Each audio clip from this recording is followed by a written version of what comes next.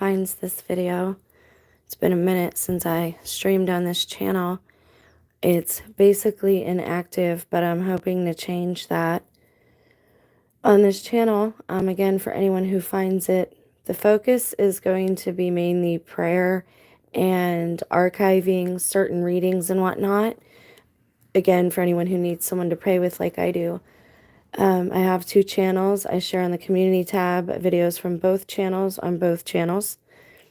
I wiped this one clean about a year ago. You can hear all about that on the other channel.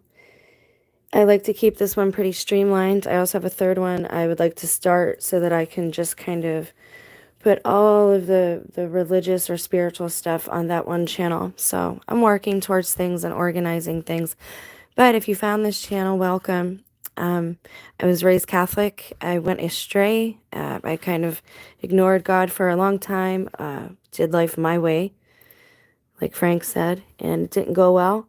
I was radically called back around 2017. I'd always prayed, always talked to God inside of my heart, but church just wasn't a thing for me, and observing some of his laws just, I thought didn't apply to me. My testimony is proof, is pretty radical proof to me that God is still here and present and working in our lives, and that we are beloved. Today I wanted to talk about the St. Benedict prayer because personally I was actually led to this medal in prayer. I didn't know it existed. And if you are Protestant or you're not Catholic, I would ask that you show me some charity and be patient. If you're here, obviously you're here for a reason. We need to understand God's forgiveness and mercy now more than ever, and that is being impressed upon so many of us who lived wrongly for a while. And I feel like this specific prayer, I apologize, the dogs are doing what dogs do. And I did leave the window cracked because I like to hear the rain sometimes. I'm not an actress, I don't have a studio, but I hope that if you find this channel that it is of some help to you. So I felt like I was pretty physically led to the St. Benedict prayer and medal. And if you don't know anything about that, well, today you're in for a little treat. This won't be super long, so let's get right to it. I was having some things go on in my life, things manifesting, too many synchronicities, and that is not always godly. Oftentimes it is diabolical. God is pretty subtle about things. Unless he allows negative energies and entities, aka demonic activity, to be seen by you, again, in a way to bring you back on track. And that's, I believe, is what happened to me. And I had no idea about this medal, and I was always drawn to the raven and the crow. I still have a half-finished painting in the other room, but that's a whole nother story. And, symbols can be used, much like beauty. It's in the eye of the beholder. God created numbers, letters, colors, symbols. Everything else is just borrowed. There's nothing new under the sun. Most of us understand this. But every generation likes to feel unique and likes to reinvent things and whatnot. But then you get to an age where you realize this has already been done. And you are humbled. And I feel like I was really just pulled towards all the aspects of this medal and this prayer. And I hope that its story blesses somebody else. Now, I found 2 really nice links, and I like them both. This first one is already sourced in the description, but I found this second one, and I really like how it explains things. So if you're not a Catholic or you don't know anything about it and you think that we're just idolaters, again, I would ask that you be patient. I love my Muslim brothers and sisters, and Christian Protestant brothers and sisters, and Presbyterian brothers and sisters, and the whole bit. Some people might say, well, we're not all brothers and sisters. In the natural sense, in the sense that God, we all flow from God. We all come from God, even if indirectly by proxy. In the natural sense, we are all God's children, and we are all family. Now, spiritually, we have all chosen our own ways with our free will and our agency. And so the focus in these days should really be introspection and contemplation and examination of the conscience. And again, I feel like these things have really been stressed to me, so that's what I try to pass on. I'm not a teacher, I'm a researcher. I search out things that have already been done, and I try to muddle through and crawl behind Christ and reach for the hem of his robe the best that I can. So that would give people time to show up. If you haven't arrived, if you are here, welcome. Thanks for being here. If you appreciate the content, give it a thumbs up just so I know. It's such a small channel, it won't do anything other than let me know that you appreciated the video. And I appreciate you being here. So the medal or cross of Saint Benedict, I'm going to read from this one, but I will link both because the other one is more matter of fact, and this one I feel gives a nice explanation. Medals, crosses, rosaries, statues, paintings, and other religious articles. Now again, let's be patient and open to one another's beliefs and ways.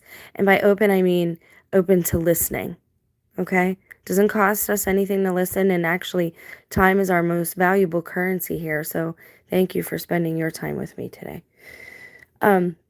So medals, crosses, rosaries, statues, paintings, and other religious articles have long been used as a means of fostering and expressing, symbolizing our religious devotion to God and the saints. Now again, we know that God does not live in a statue, right? But at the same time, God is everywhere and in everyone and every living thing at all times. And I believe that's what Christianity and Catholicism in particular bring to people, is a fullness of the gospel and the life of Christ and the way in which we're supposed to walk this out, and the charity, even the charitable way that we should be speaking to one another, which again is being so impressed upon me at these times. And I am amazed at God's mercy for me and his patience with me, because I fail terribly every single day, and that's not an exaggeration. So it is a symbol, right? We know that God does not live in that statue, but if we want to sit down and pray, we can take a few moments to look at that statue and get in a reverent state of mind, away from the hectic busyness and autopilot of our everyday lives. It is only appropriate that we take at least a moment before we actually approach God to gather ourselves and calm our hearts and our minds and our racing thoughts and breathe. Breathe. There you go. Icons or painted images of Christ and the saints are especially popular among Eastern Christians as an aid to Christian piety and devotion. So if we can sit down for a moment and look at a painting or a statue with our eyes opened before we're even praying, so that we can center and focus our thoughts and look to Christ only and not our own problems, which again has been impressed upon me so much recently, is to stop looking at these outer things that I cannot change and to rest and abide in God's love for me in the moment. And in that way, for that moment, I am also obviously touching Christ, because he is the bridge to God and taught us how to pray and how to properly meditate upon our thoughts and God's word and God's nature and attributes and God's own heart. So it is something to set the mood, if you will, okay? So we know that God doesn't live in those things, right? We're not actually worshiping the statues themselves. We're touching heaven for that one moment. That statue is our Blessed Mother. And that is what I was missing. And I believe that is why I faltered so much, is because I was lacking that proper maternal example. And the wickedness in this world knows that we need that and knows that that's what we're missing. It wasn't so much about getting the father out of the house or away from the children. It was getting the mother on her own and away from the child and at work. We need that maternal influence. And so if I can sit for a moment and look at a piece of artwork For that one brief moment, I am almost touching heaven as I close my eyes then and sit down to meditate and pray and talk with God. The use of any religious article is therefore intended as a means of reminding us of God. That's what the cross does for me. Now I have it around my neck. It is my physical reminder, same as a head covering. Whoops, which I better pull my hoodie up. It lets me know that there is something above me and I'm not the end all be all, right? And my cross lets me know, number one, what mankind was cruel enough to do to another of their own, because Christ is all human, all God at the same time. It lets us know for that one moment, right? And all those things touch. And if we can look at that, and if I can look at my cross, and I know, number one, what we were capable of doing to not just another of our own, but to the divine, that it drove us crazy enough to be that close to divinity, that's what happened, because we weren't holy enough to withstand his presence being near us, or at least the Pharisees and the Sadducees weren't. My cross is not a slap in the face to Christ. It is my way of carrying my cross every single day and saying, okay, if Christ did this, if he went through all of these things, then surely I can handle whatever's coming my way. I felt the same way when I was pregnant with my children. I was so scared and I was so alone and I had no one to talk to about being scared and alone. And I had to remind myself to just breathe.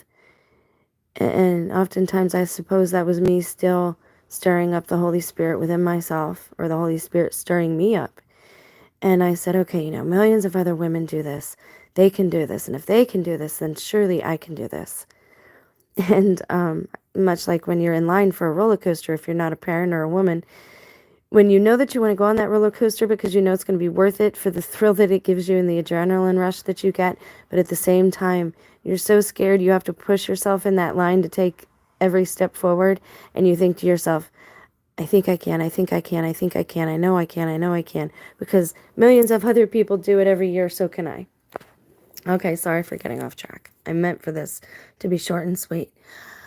The use of any religious article is therefore intended as a means of reminding us of God and stirring up in us a ready willingness and desire to serve God and our neighbor through love. With this understanding, we reject any use of religious articles as if they are charms or talismans, or if they are magic or bring us good luck. Such is not the Christian attitude. Okay? Catholics are very well aware of this. You have some Catholic doctors in history, respected saints of theology. You had people like Sir Isaac Newton. So for people to say that people who follow religion are blind, dumb sheep, you are simply being you are displaying hypocrisy in that attitude, in that you're not even open enough to read what it is you're against. You don't even know what it is you're against. Somebody told you to be against it, and so you're against it. Much like we see taking place in the political field every single day. The origin of the medal of St. Benedict. For the early Christians, the cross was a favorite symbol and badge of their faith in Christ. From the writings of St. Gregory the Great, 540 to 604, we know that St. Benedict had a deep faith in the cross and worked miracles with the sign of the cross. This faith in and special devotion to the cross was passed on to succeeding generations of Benedictines.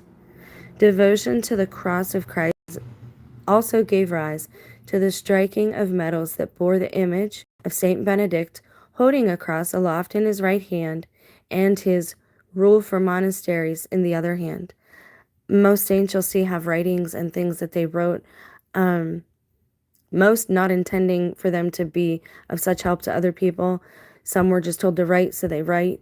I'm kind of the same way. I feel like it helps me purge myself of the day or my worries, or old conversations. I can get it down and be done with it and look at it and kind of hopefully see myself evolve. When I was able to look back at some of my journals and I saw that they were exactly the same 10 years apart, I literally went out and burnt them and decided that from that day on, I was going to continue to learn new things, hopefully every day, no matter how much it scared me. And so again, this is all testimony to God's grace and mercy and what he can do to a person's heart if you meet him where he is. And again, there's just this cutout image, mask, paper doll that everybody likes to put over top of God or over top of each other. And we should be more charitable. So the cross had always been closely associated with the medal of St. Benedict, which is often referred to as the Medal Cross of St. Benedict. In the course of time, other additions were made, such as the Latin petition on the margin of the medal, asking that by St. Benedict's presence we may be strengthened in our hour of death, as will be explained later. We do not know just when the first medal of St. Benedict was struck. At some point in history, a series of capital letters was placed around the large figure of the cross on the reverse side of the medal. For a long time, the meaning of these letters was unknown, but in 1647, a manuscript dating back to 1415 was found at the Abbey of Metten in Bavaria. Oh my gosh, I love Bavarian cream donuts. I'm sorry that was so random. And I'm going to miss donut hour because all the older folks are going to have them. But they're so good. They make the best donuts at our little bakery. Anyways, moving on. Giving an explanation of the letters. They are the initial letters of a Latin prayer of exorcism against Satan, as will be explained below. Now, I started this because I got little mini journals from a really lovely artisan down the road at the consignment shop. And, she made a couple special for me. I haven't been there, but I'll have to go back. I need to be more charitable. But sometimes when somebody or a place burns you, you kind of, you avoid them for a time, right? And you gather yourself and you have to work through forgiveness. Anyways, I'm writing in one of the little journals that she made. She didn't do anything to me. She's awesome. Little prayers, just little things that maybe I'd like to carry around. Remind myself of like my old Uncle Andy or grandpa's when they used to like carry like the pocket protector notebooks and the little pens. But they were so resourceful. They had like everything wrote down in there. I'm like, how do you fit all that in there? But yeah, I'll take a picture of it and post it to the community tab just in the vein of sharing. And it has them written out in nice print. I did my best to be neat. So yeah. Anyways, that's why I wanted to read this to you today, because I figured I would share it, that these little morning devotionals that I go through, that perhaps that would be a good way to restart the channel or just connect with others. I don't know. We do not know when it was struck. At some point, the history. Okay, we read that. Bavaria. Yes, we read that. Their initial letters of a Latin prayer. So the Jubilee medal, Monte Cassino. The above features were finally incorporated in a newly designed medal struck in 1880. There's that year again, under the supervision of the monks of Monte Cassino, Italy, to mark the 1400th anniversary of the birth of St. Benedict. The design of this medal was produced at St. Martin's Arch Abbey, Buren, Germany, at the request of the prior of Monte Cassino, Very Reverend Boniface Krug, OSB 1838-1909. Wow, that's a mouthful. Please again tell me how ignorant people who are religious are. Prior Boniface was a native of Baltimore and originally a monk of St. Vincent Arch Abbey, Latrobe, Pennsylvania, until he was chosen to become prior and later arch-abbot of Monte Cassino. My aunt went to St. Vincent's. It's local to where I grew up. Maybe, again, all these good synchronicities, right? That you can tell, okay, God was leading you to a place. Birds have very big significance to me and my father. Now I realized I'm going to have to write this in the other journal too, because I want the bird to be on the cover. Moving on. So I have a thing with ravens and crows, and I just always kind of have. And I know people think they're like birds of death, but they bring warnings. I don't know, again, we all kind of resonate with different things and different symbols, and our names have a lot to do with that, and our culture and how we're raised. So again, let's not be so superstitious that everything about somebody else scares us or screams out Satanism. I can sometimes seem that way too, but I'm trying to point to certain things to show people, like, if all of this is real, then God must be real too, because I know that that's what helped me, and I know that I'm not unique in that way, that a lot of folks got lost the same way I did, especially from my generation. And so, yeah, it's kind of just like throwing out a net and seeing who bites and who needs that connection out there, and who, resonates with the message, I suppose. Since that time, the Jubilee Medal of 1880 has proven to be more popular throughout the Christian world than any other medal ever struck to honor St. Benedict. But the description of the Jubilee Medal, which I have and I wear, and I have several around my house, because of the Jubilee Medal of 1880 has all the important features ever associated with the Medal of St. Benedict. The following description of this medal can serve to make clear the nature and intent of any medal of St. Benedict, no matter what shape or design it may legitimately have.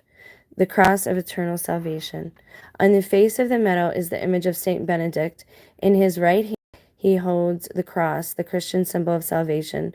The cross reminds us of the zealous work of evangelizing and civilizing England and Europe, carried out mainly by the Benedictine monks and nuns, especially from the 6th to 9th and 10th centuries, respectively. The rule in the raven.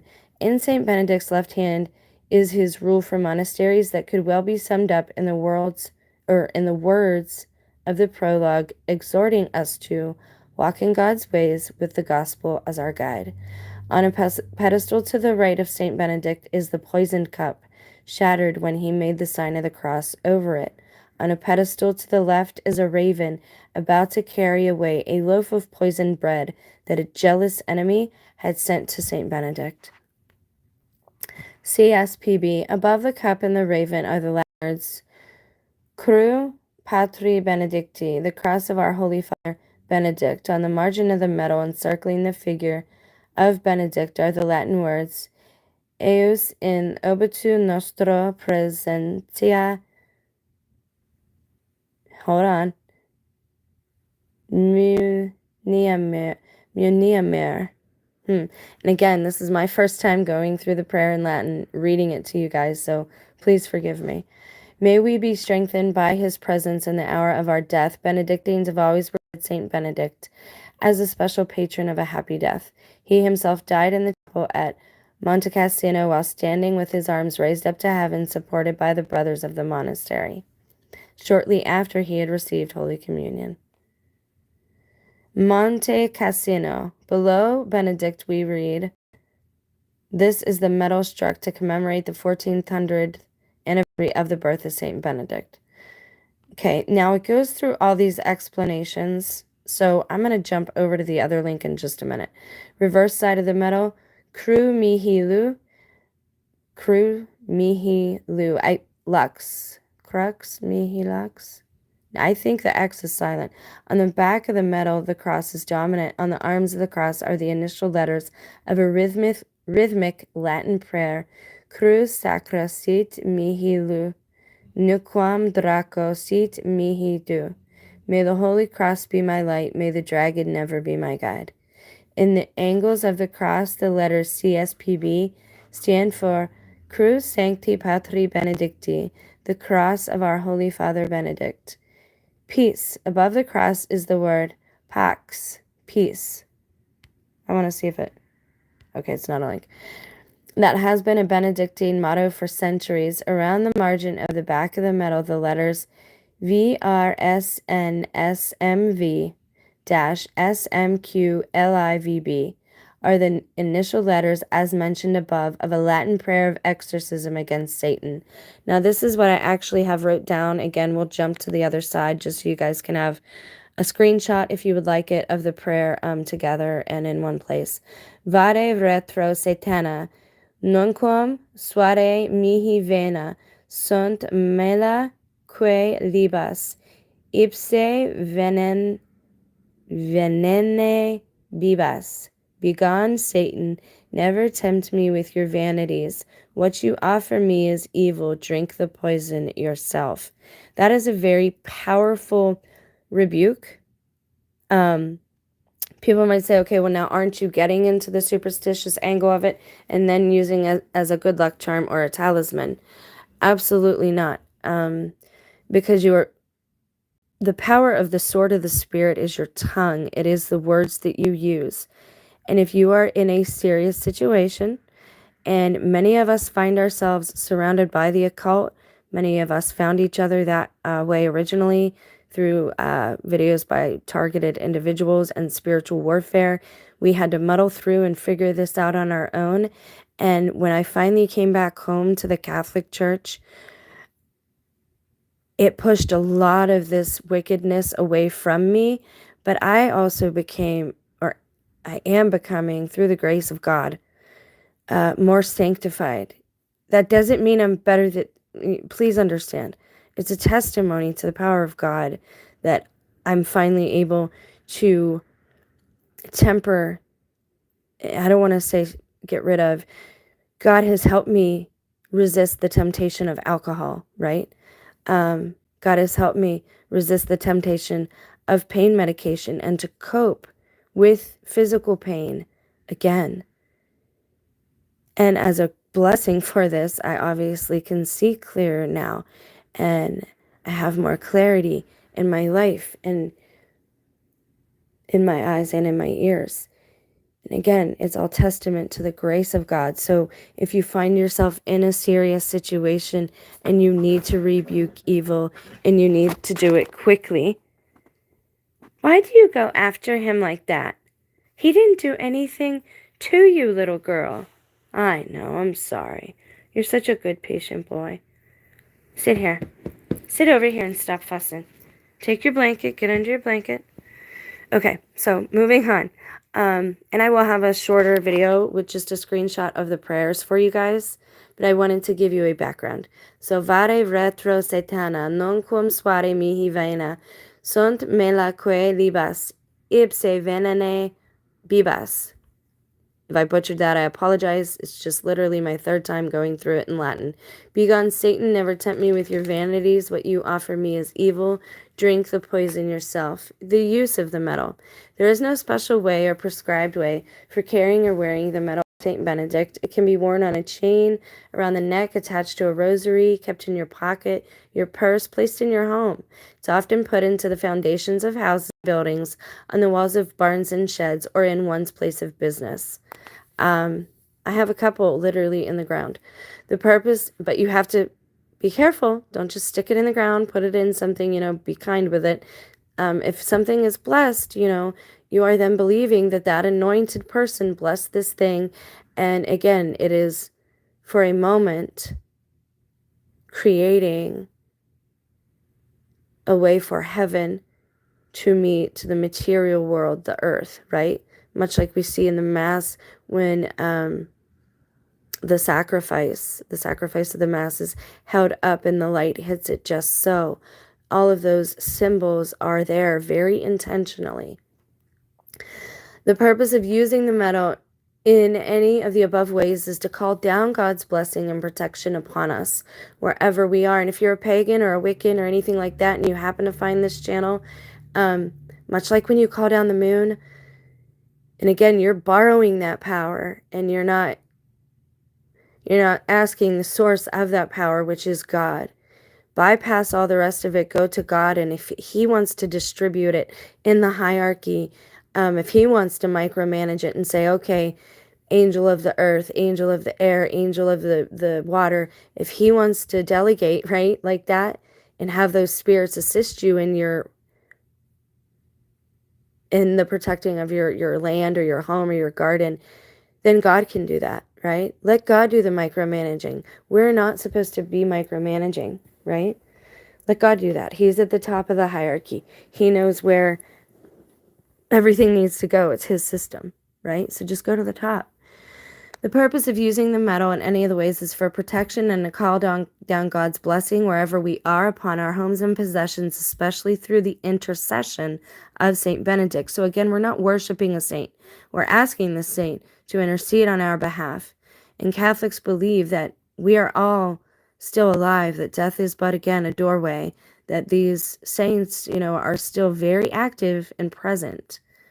In again, it's a very mystical thing, and I feel myself drawn more to a more contemplative, mystic communion with God these days, and it's a very hard thing to describe. That's why these saints are so blessed with God's grace, because they help us to understand these non-material concepts that are sometimes hard to learn about if you're a visual or a tactile learner like I can be. By the conscious and devout use of the metal, it becomes, as it were, a constant silent prayer and reminder to us of our dignity as followers of Christ. I have seen people actually stop at doorways that I have blessed and not come in. And I've said, hey, yeah, he's upstairs. Hang on a second. Come on in. Nope. And these are people that had entered the house before. And this was at the beginning of my testimony. Now people don't even, nobody comes anymore. Nobody calls on any of us anymore. And that just, they do, but they don't come in. They don't get out of their car. And it's very limited. And again, you could say, well, that could be just because people hate you. Sure. Absolutely, sure. But it didn't bother them before to come in and harass or torment me. People have demons at this point, and they need our love and compassion. Christ never came to blows physically with these people, right? That's not how you get delivered. The metal is a prayer of exorcism against Satan, a prayer for strength in the time of temptation, a prayer for peace among ourselves and among the nations of the world, a prayer the cross of Christ be our light and guide, a prayer of firm rejection of all that is evil, a prayer of petition that we may with Christian courage walk in God's ways with the gospel as our guide, as St. Benedict urges us. A profitable spiritual experience can be ours if we but take the time to study the array of inscriptions and representations found on the two sides of the metal. The lessons found there can be pondered over and over to bring true peace of mind and heart into our lives as we struggle to overcome the weaknesses of our human nature and realize that our human condition is not perfect. But that help of God and the intercession of the saints, our condition can become better. Amen. Refinement.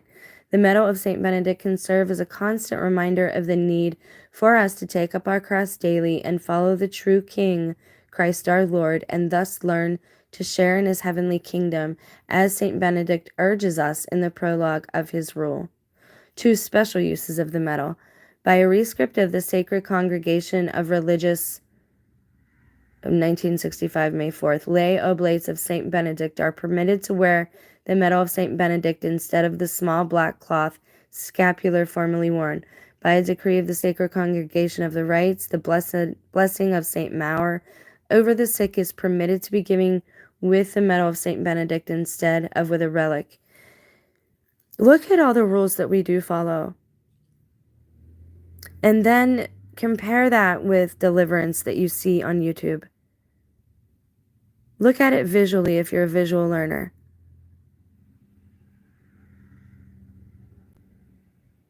I don't want to, again, condemn anyone. But there are false teachers everywhere. I'm not a teacher. I'm muddling through just like everybody else and, just bringing certain things to light, I hope. So this is also an approved blessing of the medal that, let's see. They may be blessed legitimately by any priest or deacon, not necessarily a Benedictine. The following English form may be used. So this is supposed to be used by a priest, okay? So I'm not even going to read it. I'm just going to leave it here so you can screenshot it if you need it to take it to anyone. And it tells you all the ways you can use this medal. Now, I'd like to real quickly go over here. The life of Saint Benedict. He was born in 480 AD in Norcia, about 70 miles from Rome, Norcia, Scholastica, Norcia. At a young age, he left his studies at Rome in pursuit of a life of sanctity and spiritual perfection. He soon settled in the remote area of Sabaco and lived in a cave for 3 years under the direction of a hermit named Romanus. After the death of Romanus, Benedict accepted the invitation of some nearby monks to be at their abbot. The monks, however, were quite wayward and would not take the counsels of St. Benedict and conspired to poison him. St. Benedict, suspecting their evil intent, blessed the goblet of poisoned wine offered him, whereupon it shattered. He then went back into his solitude for a short period of time. So then it tells you how he started his order and came to write the rule of the order. And it goes through the medals again.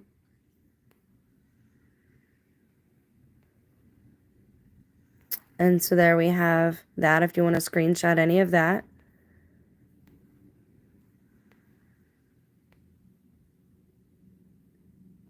So above the cross is the word. Now again, this is a rebuke that anyone can say and that you could use in prayer, right? Vare retro satana, nunquam suare mihi vena, sunt mela coelibas, ipse venene, bibas. Begone, Satan, never tempt me with your vanities. What you offer me is evil, drink the poison yourself.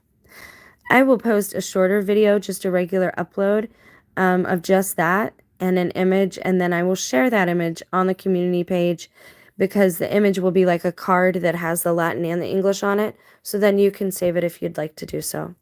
Thank you for spending your time with me today. I pray that God's peace be upon you and that you have a blessed day.